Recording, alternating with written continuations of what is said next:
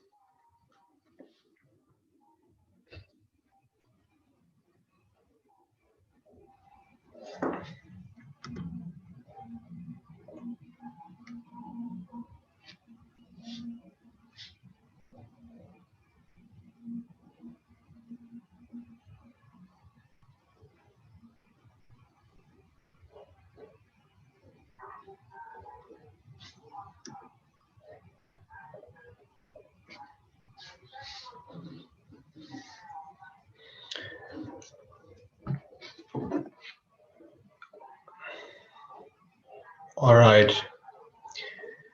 Can you hear me? Somebody would please write in the chat that you can hear me, so then we can start.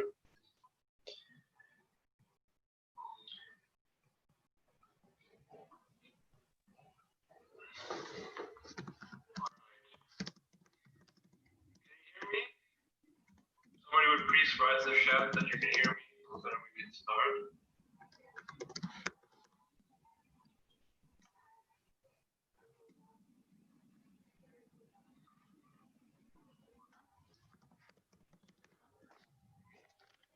All right, so we start now.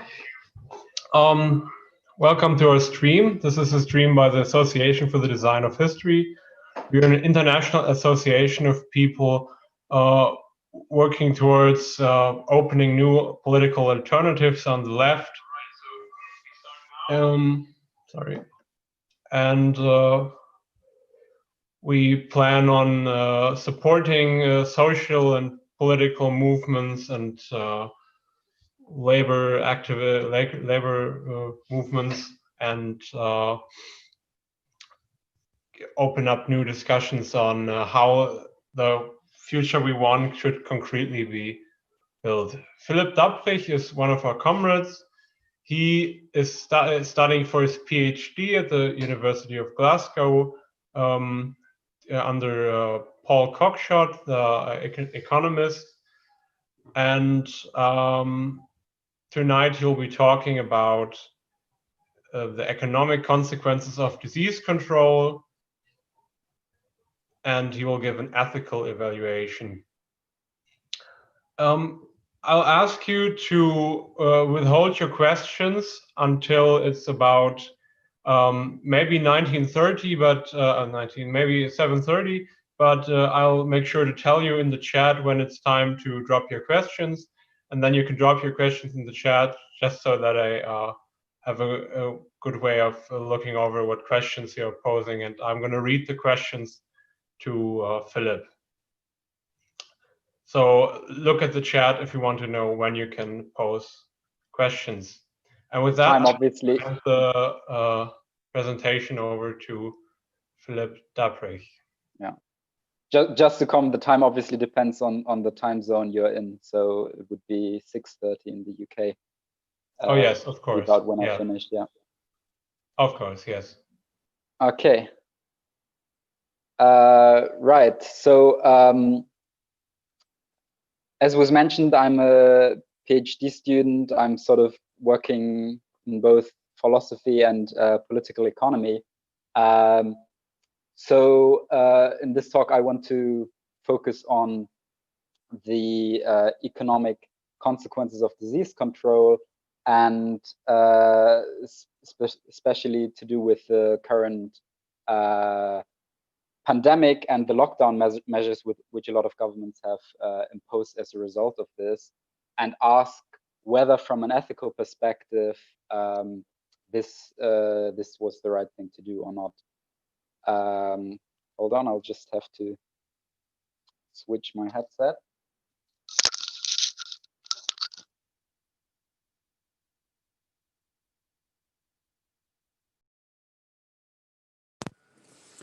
Okay, so there has been some, hold on one second. There has been some comments already by academic philosophers, ethicists about the lockdown measures. Not so much in sort of the standard academic journals yet, because that usually takes some time, but some people have commented on this in the news media or on sort of online publications, which are often a lot quicker. And this sort of what I call the standard narrative has emerged, and the standard narrative, as put here by philosopher Broadbent, goes something like this: any intervention that increases human welfare by preventing COVID-19, so like a lockdown, but damages it through an economic downturn, must be assessed in light of both contributions to welfare. Right. So the idea here is we must consider whether or not perhaps the damage done by a lockdown in terms of the economy and leading to a general economic downturn, we must assess whether that's not possibly worse than the death or damage to public health, which would be prevented by such measures. All right, and that's the standard narrative. And I don't think there's anything particularly wrong with this narrative. But the question is, what precisely are the negative economic consequences? And that's what I'll be looking at. So, I mean, if you just follow the news media, I think you will have heard, there has been a massive crash in the stock market. There's a massive increase in unemployment, so 30 million people additionally unemployed in the United States. Many advanced economies are expected to go into recession this year. So overall, I'm sure we can agree that the phenomena which we are observing are definitely quite severe, right? And this has led to people questioning, well, maybe the cost of saving lives in this lockdown is too high, as someone wrote in the Telegraph, a British tabloid. A government advisor is also quoted as saying, we can only maintain this lockdown for a certain period of time before it simply becomes the economic damage simply becomes too severe, and it's just not worth saving lives when this means we completely wreck our economy. This is the story that's sometimes being spun in the media anyways. So what am I going to talk about? First, I'll tell you what I won't talk about. When sort of assessing the ethical situation with the lockdown, I won't be talking about the public health impact of lockdown measures. So anything to do with health, if you remember the standard narrative I just presented to you, you compare the health impact on the one hand and the economic impact on the other hand. So I'm only going to be focusing on the economic side of things, not the public health side of things. I won't be talking about the public health impact because I'm simply not really qualified to talk about that. I also won't talk about, what maybe are alternative public health measures other than a lockdown that could have been done, such as contact tracing and all these things which are being discussed, and what might their effect be. I also won't talk about the public health outcome without measures, what would happen if we simply didn't do anything to try to control this pandemic. And I also won't talk about non-economic consequences. So these might be things like people being stuck at home, they can't go outside and see their friends. There's a reported rise in domestic abuse cases, right? So all these things which are not usually considered to be part of the economic realm, I won't be talking about. That doesn't mean they aren't important. I actually think these are a lot more important considerations than the economic considerations that I'll be talking about. But that's simply not going to be the subject of of my talk today. So what I will talk about is the following things. So first I will assess what of the economic consequences that can be observed should really be attributed to the lockdown measures from an ethical viewpoint, right? So when we are weighing the public health benefits with these negative economic consequences, well, which economic consequences should we really be attributing to the lockdown? I'll then also consider, what's the effect on well-being? What's the effect on people's lives from these economic consequences? Because I think that's ultimately what matters from an ethical perspective. And then so my perspective is basically that we have to consider individual prohibitions, individual measures, shutting down individual industries or sectors of the economy on an individual basis.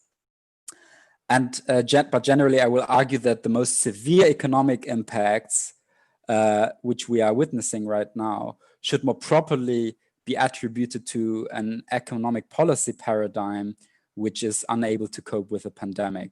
So this is sort of the neoliberal laissez-faire economic policy paradigm, which basically prevents us from responding adequately to this pandemic while also ensuring an adequate standard of living to people and an adequate prevention of economic suffering, right?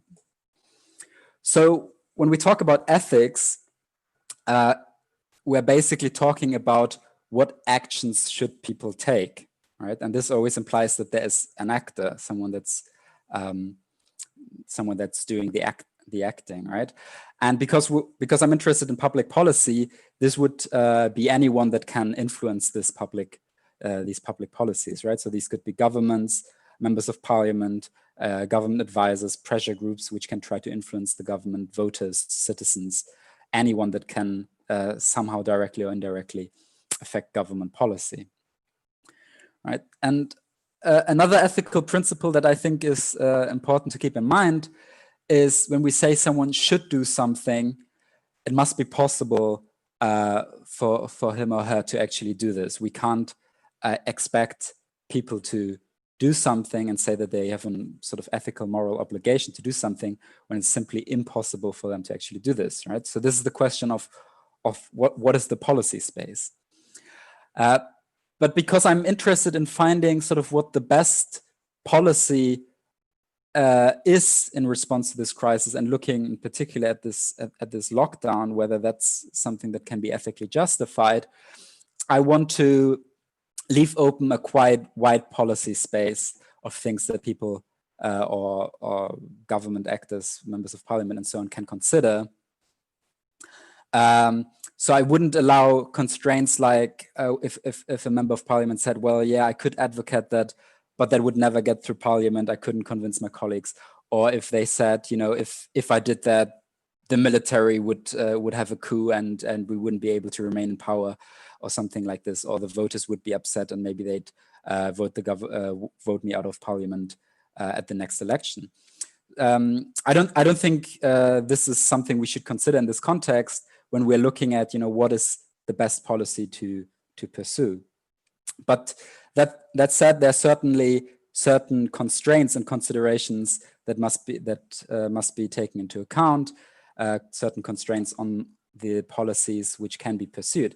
But the ones that I want to consider have to do not with what's politically opportune or possible from a political side of things, but which is sort of what is physically possible and possible from a policy side of things, right?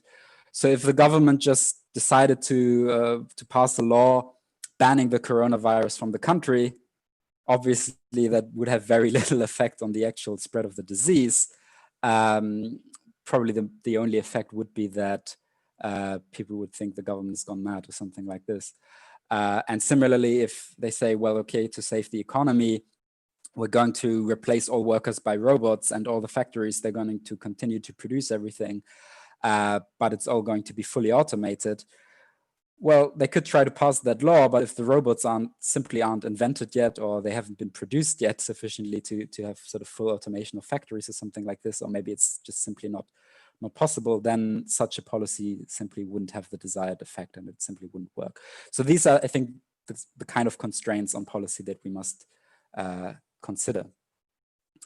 So what is the economic effect of the lockdown? I want to tell a little story that I think sort of not exactly in this form, but in general, people will have heard about how you have sort of knock-on effects from these kinds of events, right? So consider that Maria works in an auto factory producing cars, and the government orders her factory closed so that Maria and her co-workers don't infect each other with the virus, or that they don't affect people on the way to the factory, on the way to work, right?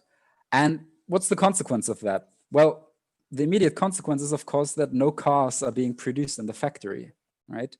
When the factory is closed, no workers are going there to produce cars, no cars will be produced. That's the immediate effect. And a knock-on effect from that could be, well, the automaker that Maria works for might go bankrupt because they can't produce cars, so they can't sell cars, they can't generate an income. So they might go bankrupt. And as a result, Maria might lose her job and income. And I mean, this is what we've seen to many people happen all over the world, that they've lost their jobs. And if she doesn't have an income because she doesn't have a job, maybe Maria can't afford to pay for groceries. And this could have even further knock-on effects, right? So Maria can't afford to pay for groceries now.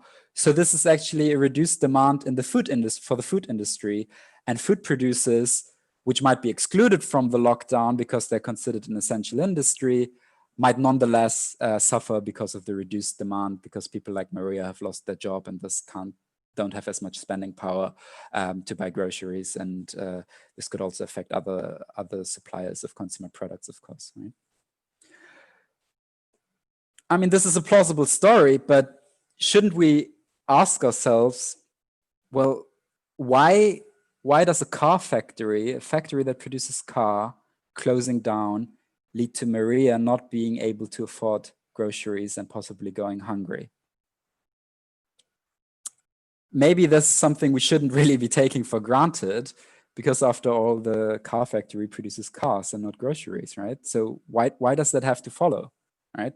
And there are a lot of assumptions in this story, which might be true for the real world, but maybe that's not how it necessarily has to be, right? So there's, in my opinion, too many assumptions here. There's already the assumption that people who lose their job lose their income. Why does that have to be the case, right? People who don't have an income can't eat. Does that necessarily have to be the case? More generally, this assumes laissez-faire economic policy. So this means that the state doesn't intervene to make sure that Maria still has an income or that she's still able to eat, to feed her family and herself and so on, right? Of course, the lockdown itself is a massive government intervention into the economy, right? But the assumption in the story, as I've originally told it, is, well, the government doesn't then intervene to make sure that all this economic outflow from that doesn't happen. Even more generally, it assumes that we live in a capitalist market economy, right? So the whole story takes place in a capitalist market economy. And obviously that is what we have right now, but does it have to be that way? It also assumes that money is a thing, right? So even before capitalist economies, we had economies based on money, but does that have to be the case? Isn't money in the end a certain economic arrangement which we do currently use, but we could also not use anymore and have a different form of economic organization, not based on money. And then Maria wouldn't need money in order to get groceries, right? And even more generally, I think the whole story assumes that there is no alternative, as Margaret Thatcher said, and this whole sort of neoliberal capitalist paradigm is just how it has to be. And when an auto factory closes, Maria has to lose her job, has to lose her income, has to go hungry, and so on, right? But if you look at it from maybe a bit more of an objective standpoint and look at what's actually happening in the economy, no cars being produced, that is the consequence of the car factory closing down. But the whole rest, does it really have to happen? No. The food supply, that was my assumption, is excluded from the lockdown because it's considered as an essential industry, so Maria can still eat. There's no reason why Maria's ability to consume food should be affected by a car factory which doesn't produce food, which produces cars, closing down, right? So what's my point here? Well, when ethically evaluating the lockdown, we can't simply attribute all these negative economic consequences, people losing their jobs, these knock-on effects on industries which aren't even directly affected by the lockdown, right? We can't simply attribute all these negative consequences to the lockdown when in reality all of this could be prevented through alternative economic policies, right? Generally speaking, if preventing some bad thing A, for example, poor health, from will lead to some other bad thing B, such as economic suffering, Maria not being able to afford food, right? Then we must certainly deliberate which one of these consequences is worse and come to some decision on that, right? But maybe that's not the case. If we can prevent both A and B from happening, then there's no such deliberation necessary.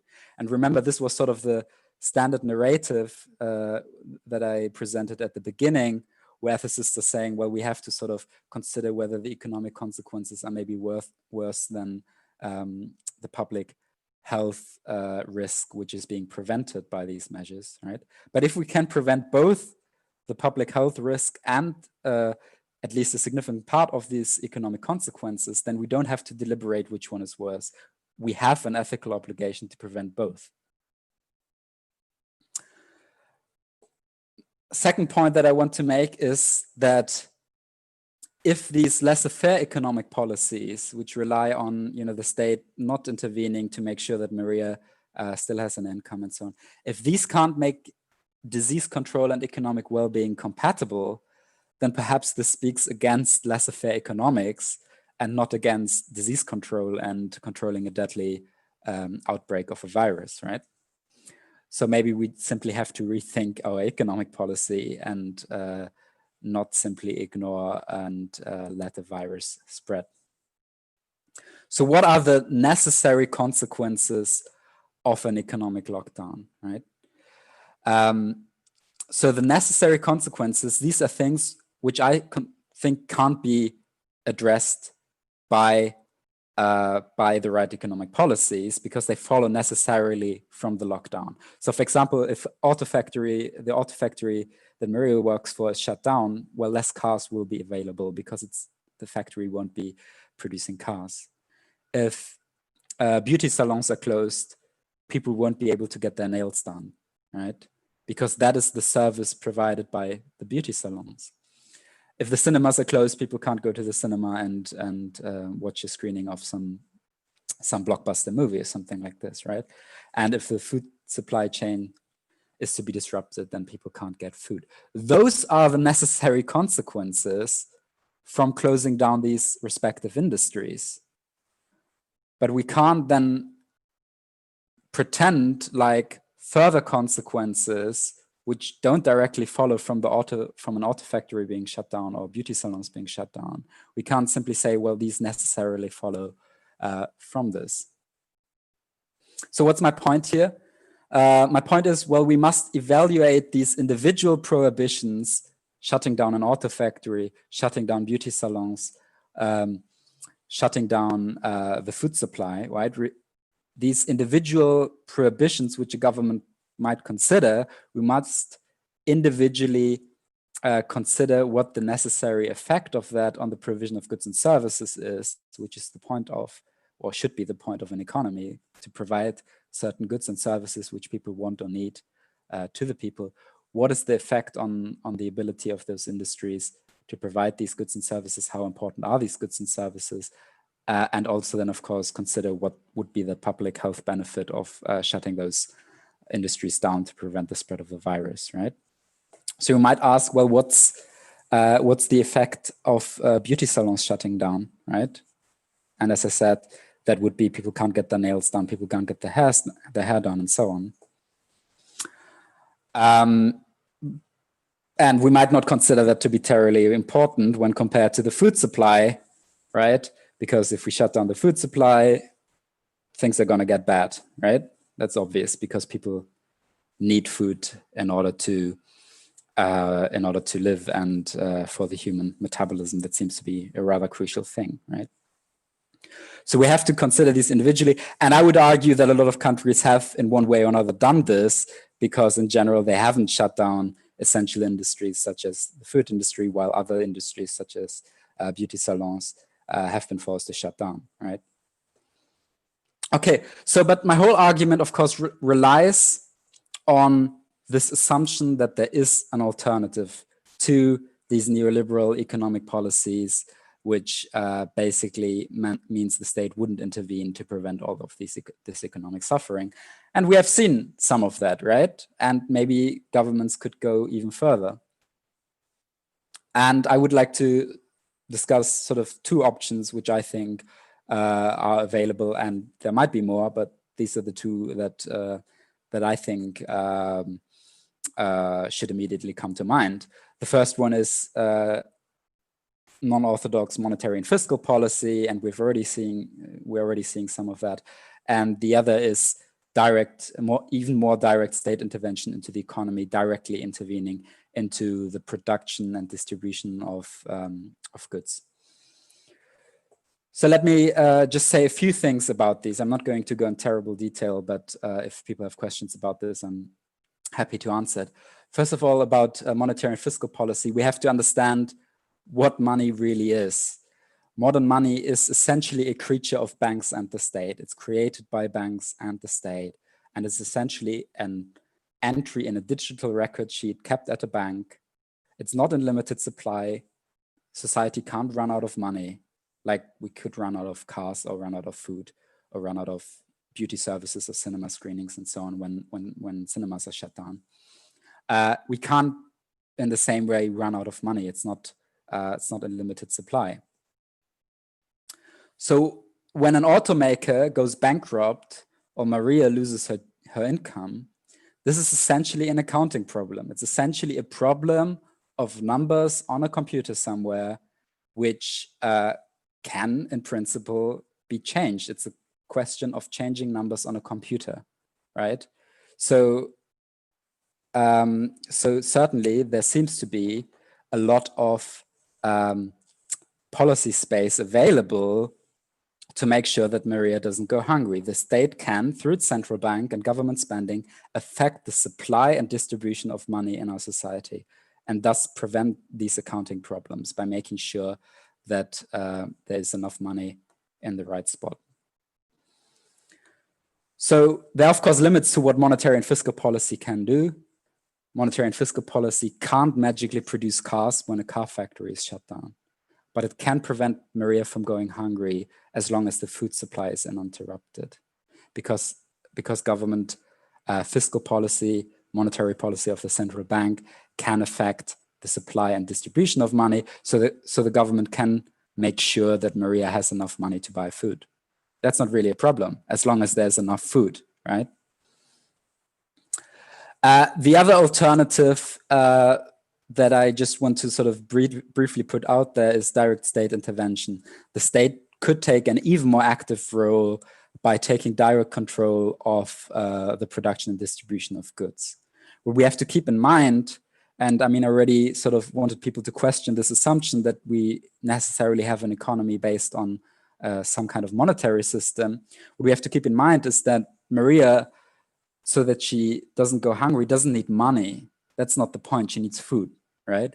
And as long as the state or some other institution makes sure that the production of food goes on and that food reaches the people that need it, like Maria, we don't really have this issue of Maria going hungry, right? So same as with monetary and fiscal policy, this direct state intervention can, of course, not magically produce cars without, sending Maria or someone else to work in the factory. But it can make sure that as long as food is being produced, that it reaches the people that it needs. Well, and I just want people to keep an open mind and not assume that this has to mean Maria needs money, right? As long as the food ends up where it's needed, that achieves the same objective. So what's my general point out of this talk? This is my final point. It's this: you don't have to agree that such policies would work or that they are good policies. But my point is one to the philosophers and ethicists that have started commenting on the ethics of the lockdown, which is you can't simply ignore the impact of economic policy when evaluating the lockdown. An ethical evaluation of the lockdown is not possible without considering a wide range of policy options, all policy options which are available to address the economic impact that a lockdown could have under certain conditions. We must always consider what measures the government could take to weaken the economic suffering that might result. And then we have to consider this economic suffering which remains, which cannot be addressed. Things like, not as many cars being available when the car factory shuts down, no beauty services being available when beauty salons shut down, and so on, right? That is what we have to consider in the end. All right, thank you very much for listening, and I look forward to your questions. Okay, thank you very much. Hold on one second while I change my headset again. Sorry? Hold on one second while I change my headset, yeah? Sure, yes. So looking at the chat, there don't seem to be any questions yet. Just to make sure everybody has realized this, you're now free to post your questions in the chat and I will read them out loud and Philipp will try to give his response. If nobody has questions, I suppose this is going to be done very quickly. Sure, constructivist, please type your question in the chat and I will read it out.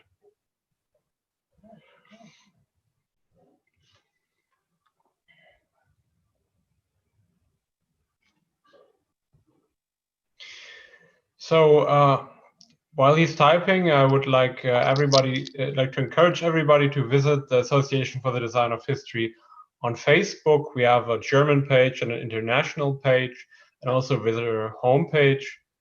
I will post the links shortly into the chat, and you can stay alerted to upcoming events. Okay.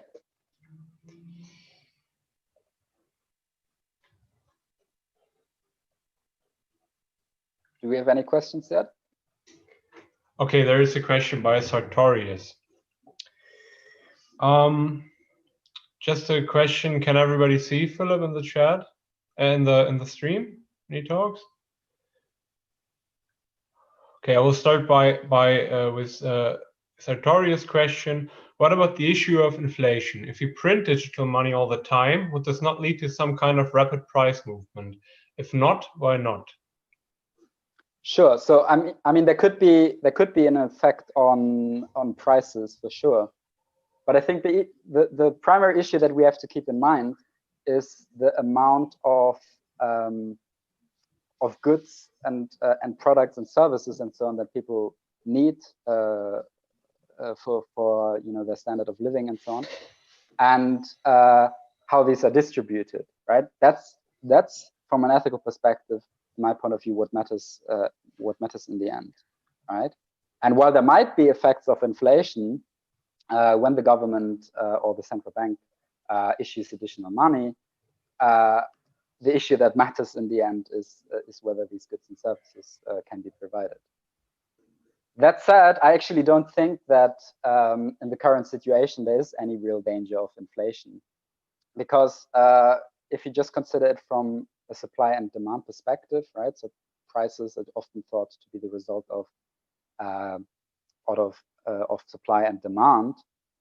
When Maria, in my story, loses her job and thus can't afford groceries, this actually reduces the demand, or this reduces at least the demand that's backed by sufficient spending power for food, right? And when the government then says, well, it shouldn't really be the case that that Maria loses her income because of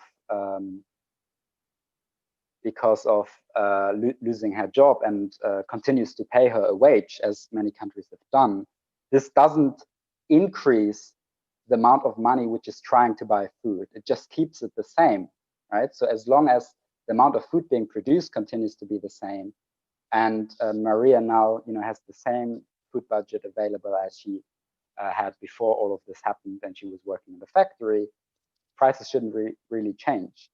You could have exactly the opposite effect if the government doesn't intervene, because if now Maria really can't afford to buy her groceries, then there's less demand for food, and this could actually decrease prices, which could lead to a deflationary crisis. This could, as I described, affect food producers who now, are forced to lower the prices or just simply not able to sell as much, and wouldn't be negatively affected, might have to scale back their production, and so on, right? So I don't think there's any risk of inflation, and even if there was, I don't think that's what matters. What matters certainly in a crisis situation like the one we have is that people can continue to access the goods and services that they need. All right, thank you. There is another question by the constructivist. What do you think are the reasons for ethicists not considering economic policy? Do you think this is conscious? I'm not sure how conscious it is, but I certainly think that there is this whole idea of there's really no alternative, and people are just have these assumptions about how the economy works and don't really question it, right? And I mean, I think in a sense, ethicists, if they're not doing this, they're not doing their job, right? They have to at least, they don't have to agree with me, right? They might think these are horrible policy options that I'm putting on the table. And by the way, I mean, it's not just me that's putting them on the table. Even the Bank of England is talking about direct monetary financing of the government now, and so on. They might think these are horrible policy options, but they can't simply ignore them and pretend like all of these, the worst economic scenarios which they are painting, that these are inevitable and that there's nothing that the government can do about it. I think if we're not considering sort of all options, then we're just not doing our job. All right, thank you. There's a question from Stene Johan Ossenbrugge, who thanks you for your presentation.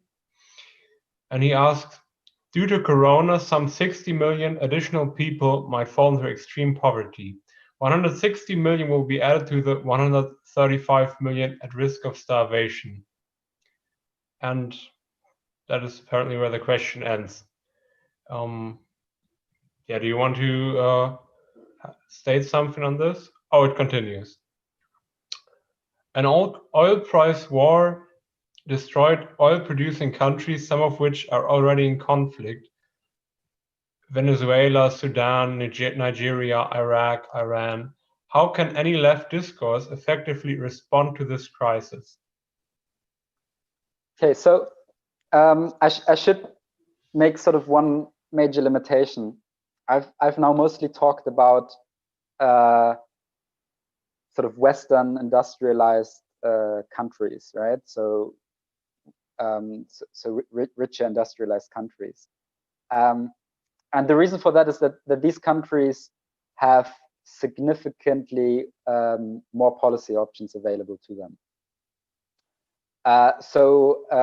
When you're talking worldwide about people that might drop below the poverty line and so on and so on, that might very well be the case. And I'm not sure if there are as many policy options available for addressing that to poorer countries. The reason for that is, for example, that these countries often depend on foreign currency for their imports, right? So they pay for their imports in US dollars or something like this, while Western countries are often able to pay for most of their imports in their own currency, and they have a lot more options available for this. But in general, I mean, how do we address this? I don't really have a good answer to that. I have an idea of what we can do in sort of these industrialized countries like Germany, like the UK, like the US, where we clearly have to advocate for these options, and also use this crisis to show, you know, that there are limits to this neoliberal economic policy regime and generally capitalist, the capitalist economic paradigm in general, in how to respond to a crisis moment like the one we have, right? So that's what we should be advocating. How we can address situation in, you know, a lot more volatile countries, I really don't know.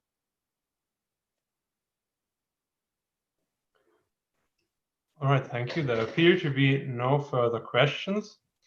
So if anybody has another question, I would ask you to please post it now. Otherwise, I think I will thank everybody for attending, and I thank Philipp for his great presentation. And I will now post links to the pages of the Association for the Design of History. If you have any further interest in our political ideas, in our political strategy, feel free to message us basically anytime, and feel free to attend any further events in English. I will use the international page for the Association for the Design of History as a host for future English events. I didn't do that this time. It was a mistake. I'm sorry about that. So thank you, everybody. All right. Thank you very much for listening.